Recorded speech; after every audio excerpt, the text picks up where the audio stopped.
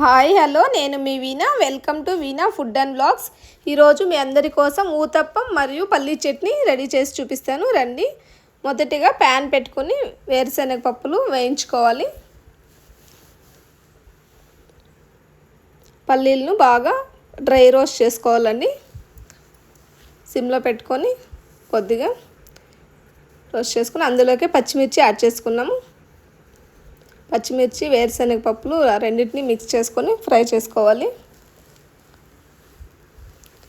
వేగిపోయాయి కదా, ఇలా ఇలా నలిపితే పొట్టు రావాలండి, అప్పుడు కరెక్ట్గా వేగినట్టు. ఒక ఆఫ్ చేసేసుకుని ప్లేట్లోకి తీసేసుకున్నాం. 2 minutes చల్లారిన తర్వాత మిక్సీకి పట్టుకున్నాం. పైన పొట్టు తీసేసి మిక్సీకి వేసుకోండి, బాగుంటుంది. మిక్సీ జార్లోకి వేసుకొని పచ్చిమిర్చి యాడ్ చేసుకున్నాం. అలాగే ఉల్లిపాయలు, వెల్లుల్లిపాయలు యాడ్ చేసుకుందాం. ఒకసారి మిక్సీ పట్టుకున్నాం. తర్వాత చింతపండు నీటిలో నానబెట్టుకుని వేసుకోవాలి. అలాగే రుచికి తగినంత సాల్ట్ యాడ్ చేసుకోవాలి. ఇంకోసారి మిక్సీకి పట్టేసుకున్నాం. రెడీ అయిపోయింది చట్నీ.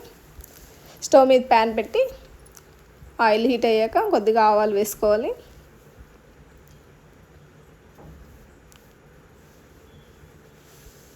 మినప్పప్పు కొద్దిగా వేస్తున్నాను. మినప్పప్పు చట్నీకి ఫ్లేవర్ బాగుంటుంది. తర్వాత కొద్దిగా కరివేపాకు, ఆనియన్స్ వేసుకొని ఆయిల్లో ఫ్రై చేసేసుకున్నాం.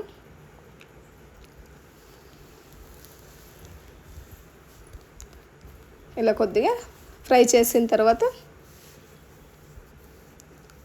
స్టవ్ ఆఫ్ చేసుకుని చట్నీలోకి వంపేసుకుందామండి.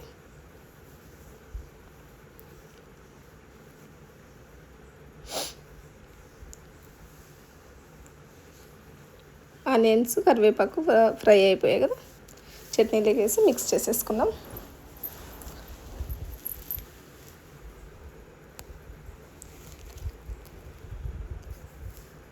చట్నీ రెడీ అయిపోయింది. ఇప్పుడు దోశ పిండికి రెడీ చేసుకుందాం. ఊతప్పము ఇలా చేస్తాము రండి, చూస్తురు.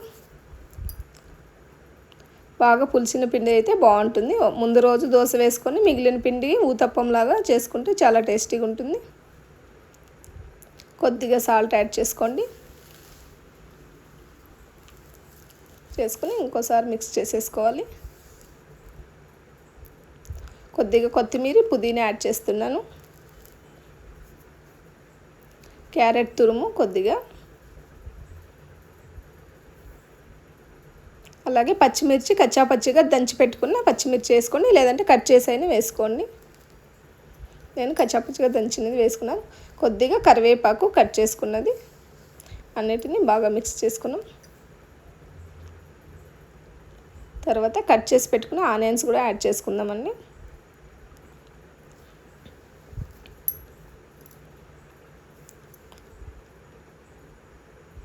అన్నిటిని బాగా మిక్స్ చేసేసుకుందాం. పిండి బ్యాటర్ రెడీ అయిపోయింది. కొద్దిగా తిక్కుగా ఉండాలి, మరి పలుచగా ఉండకూడదు. ఊతప్పంకి దోశలాగా ఉండకూడదు. ప్యాన్ పైన కొద్దిగా ఆయిల్ అప్లై చేసుకుని పిండి అలా వేయాలి. దోశకి రుద్దినట్టు రుద్దకండి, జస్ట్ అప్లై చేసి వదిలేసేయండి. కొద్దిగా ఆయిల్ వేసేసి, ఆయిల్లో మాత్రం పెట్టకండి, మీడియంలో పెట్టుకొని కాల్చుకోండి దోశ. మూత పెట్టేసి ఒక 2 minutes వదిలేసేయండి.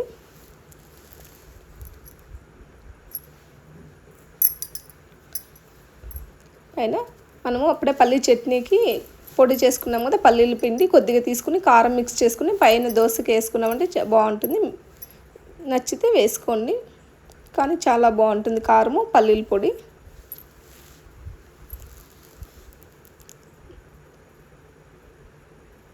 ఇంకో 2 minutes రోస్ట్ కావాలి, తిప్పేసుకుందాం.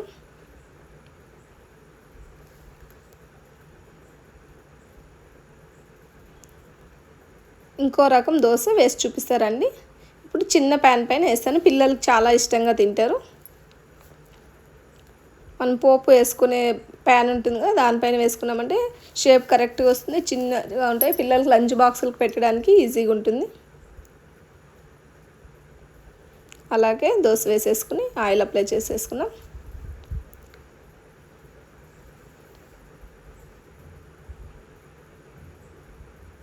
పిల్లలకి లంచ్ బాక్సుల్లోకైతే ఇలా పోసి పెట్టామంటే ఈజీగా తింటారు.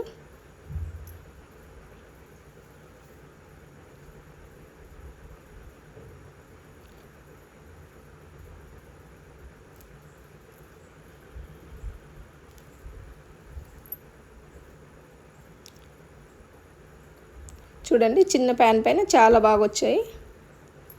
అలాగే ఒకటొకటిగా వేసి చూపిస్తాను.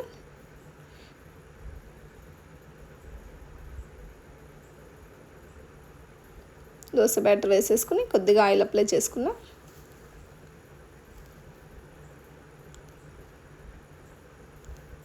చాలా బాగుంటాయండి. ఆనియన్స్, క్యారెట్ అన్నీ వేసాం కదా, సాఫ్ట్గా చాలా టేస్టీగా ఉంటాయి. పల్లీ చట్నీ, అలాగే పల్లీలు పొడి చట్నీ, పల్లీలు వేయించి పొడి చేసుకున్న పౌడర్, దీని కాంబినేషన్ చాలా బాగుంటుంది. ఒకసారి ట్రై చేయండి మీరు. పైన కొద్దిగా క్యారెట్ వేసుకున్నాను. అలాగే దోశలన్నిటిని ప్రిపేర్ చేసేస్తున్నాను.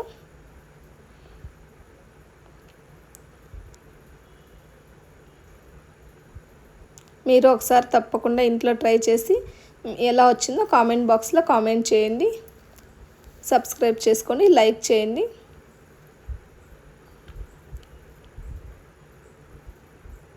అన్ని దోసెస్ని ప్రిపేర్ చేసేసుకున్నాం, సర్వ్ చేసేసుకున్నాం.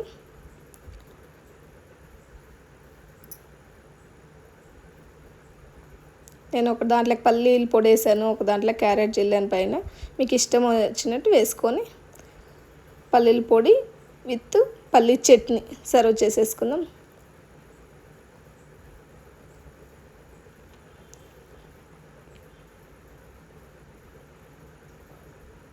చూపిస్తాను ఎలా వచ్చిందో చూడండి. చూడండి సాఫ్ట్గా చాలా బాగుంది.